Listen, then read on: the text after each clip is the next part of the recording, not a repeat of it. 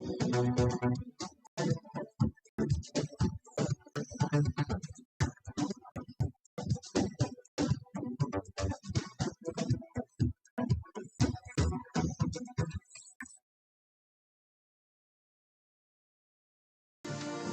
evening, I'm Faye Kwan, and these are our top stories for tonight. The death toll from Iran's protests have surpassed 2,500 as US President Donald Trump says help is on the way, and Tehran warns of strikes on US bases if Washington intervenes. All that and more coming up on AWANI International.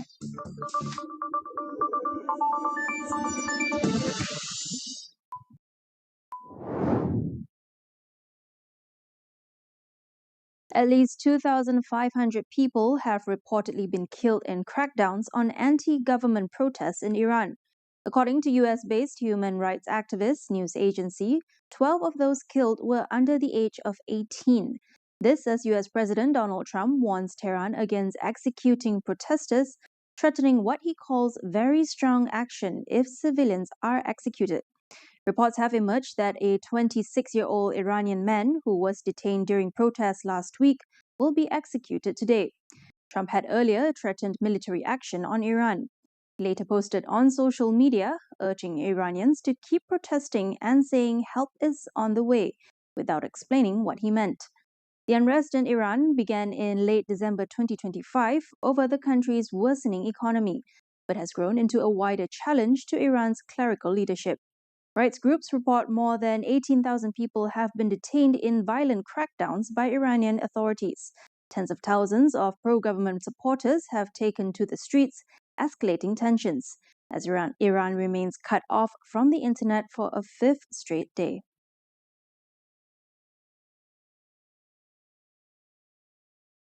Iran has warned neighboring countries hosting U.S. troops that it will retaliate against American bases if Washington carries out its threats to intervene in the country's ongoing protests. Personnel have been advised to leave the main U.S. airbase in the region, although there are no immediate signs of a large-scale evacuation of troops.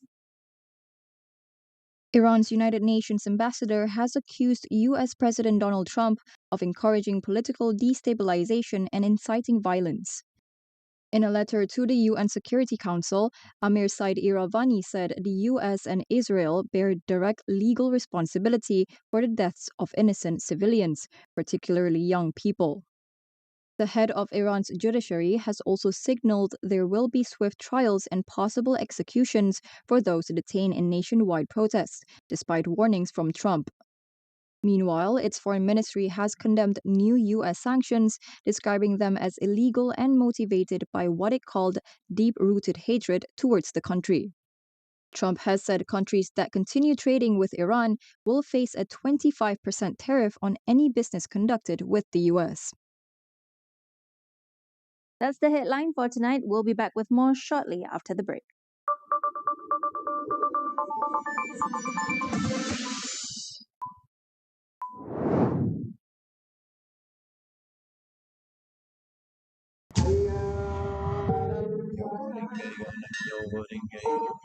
Daulat Tuanku.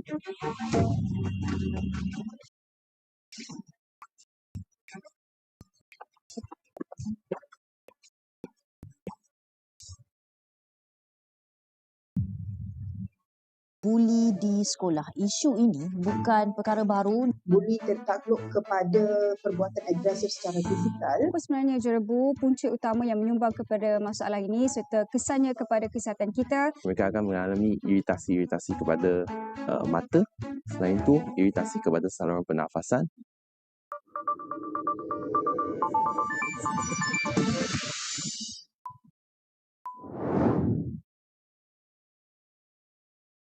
Welcome back. Greenland's Prime Minister has made it clear that the Arctic territory has no intention of joining the US, saying it prefers to remain in a union with Denmark.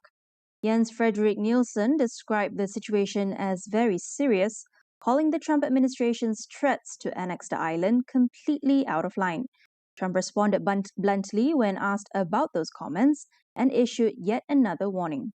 The Premier of Greenland said today, we prefer to stay with Denmark.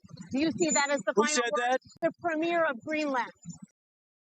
Well, that's their problem. That's their problem. I disagree with him. I don't know who he is, don't know anything about him, but that's going to be a big problem for him. Nielsen's comments come just ahead of a high-stakes meeting in Washington, where Danish and Greenlandic foreign ministers are set to meet U.S. Secretary of State Marco Rubio and Vice President J.D. Vance. Trump is demanding to take control of Greenland, either through economic means or military force. U.S. President Donald Trump argues the push for Greenland is about national security, even though the U.S. already has military access under existing agreements with Denmark. So, what else is driving his insistence on seizing the territory and bringing it under U.S. control? On security, Trump has criticized Denmark for not doing enough to monitor Russian aircraft and submarines around Greenland, particularly in the strategic Greenland-Iceland-UK gap. A second factor is resources. Greenland is rich in rare earth and other critical minerals, but extraction is costly, and so far, according to an analyst, U.S. companies have shown limited appetite to invest. Greenland is a rich country in terms of natural resources. However, it is very expensive to extract it. So that means that even though that there are a lot of resources there are a lot of resources to be had, it may not be profitable to ever extract a large quantity of those resources. In practice, this has meant that the Greenlandic government has been very willing to try to bring in American companies to conduct searches and extraction of these resources. But as of yet, it has been met with fairly limited results. When it comes to concrete projects, American companies have been very cautious in entering negotiations with Greenland, simply because the business case just hasn't really been there in a lot of cases. And a third explanation may be political rather than strategic. Ollison suggests the push reflects a broader Make America Great Again mindset, centered on power, influence, and the idea of territorial expansion. We have a third possible argument, which is sort of an argument going more to a MAGA approach to the world, make America great again, or make America greater, perhaps even, right? So this idea of territorial expansion, and perhaps the idea that Trump has the possibility then of going down in history as one of the presidents that expanded the US. And I think this kind of motivator, I think both Copenhagen and Nuuk, both the Greenlanders and Danes, they very much hope that this is not a prime motivator for Donald Trump, because if it is very, very hard to do anything about it in terms of reaching a compromise. How do you compromise with that, right?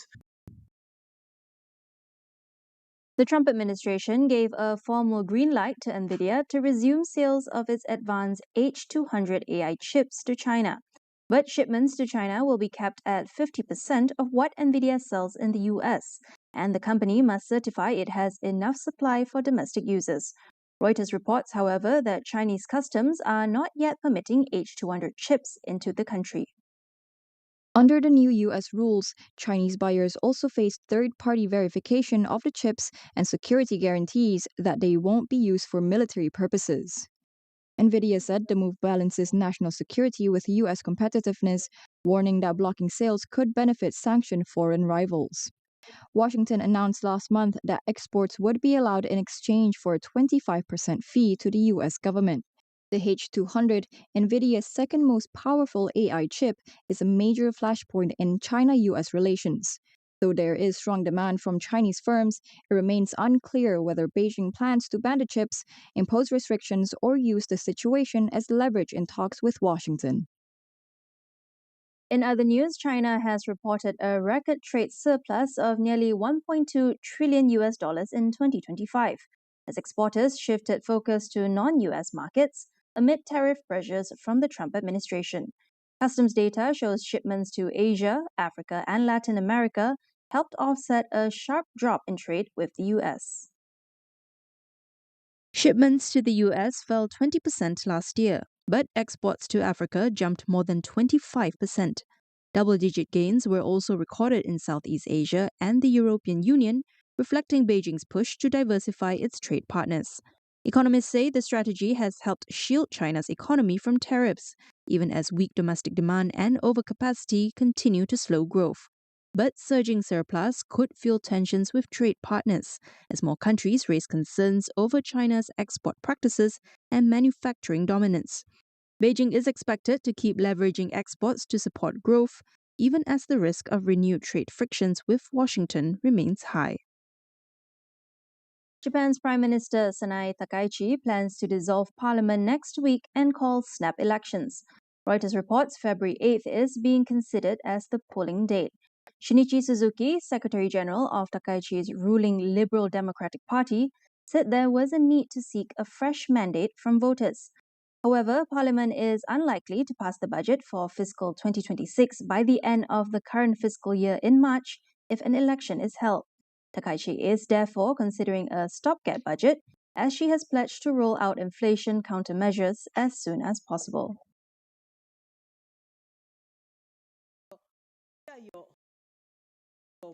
US President Donald Trump says the United States-Mexico-Canada Agreement, or the USMCA, holds little value for Washington, arguing it benefits Canada more than the US. He made the remarks while urging manufacturers to bring production back home and cut reliance on vehicles built overseas. Trump's comments contrast with calls from major automakers, including Tesla, Toyota, and Ford, who have warned that the deal remains critical to U.S. automotive production and urged the administration to extend the agreement. American automakers, including General Motors and Stellantis, rely heavily on supply chains in Mexico and Canada, producing hundreds of thousands of vehicles in both countries each year.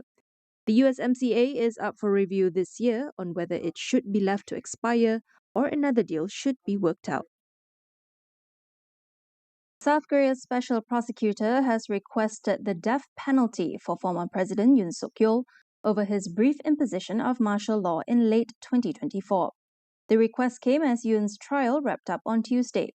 The court is expected to deliver its ruling on February 19th. Prosecutors argue that Yoon's decision to ban all political activity and have the military seize the National Assembly during the short-lived martial law amounted to insurrection. Yoon, who has been on trial since his arrest in January 2025, denied the allegations, saying he never intended to target the legislature or arrest political leaders. Under South Korean law, a conviction carries only two possible sentences, death or life imprisonment. However, even if the court accepts the special prosecutor's request, Yoon is unlikely to be executed. South Korea has not carried out any executions since the end of 1997. The last leader sentenced to death for similar charges was former dictator Chun Do-hwan in 1979, though his sentence was later reduced to life imprisonment. Cambodia is accusing Thailand's military of continuing to occupy civilian areas inside Cambodian territory, raising concerns about the durability of a recently agreed truce. Foreign Minister Prak Sokhonn says Thai forces are fortifying positions near the disputed border with barbed wire and shipping containers. He added that around 4,000 Cambodian families still cannot return home, even after the December truce that ended weeks of fighting. Prak Sokhonn said things are calm for now, but risks remain. Thailand rejected the claims. Its foreign ministry says troop movements follow agreed de-escalation rules and do not count as occupation. The two countries clashed for 20 days in December after earlier fighting in July. The truce in late December aimed to limit troop deployments and let displaced families go home. That concludes AWANI International for tonight. Stay with us as we track the strategies and power shifts shaping the new global order. For more updates, visit international.astroawani.com and follow us on social media. I'm Faye Kwan. Thank you for watching and good night.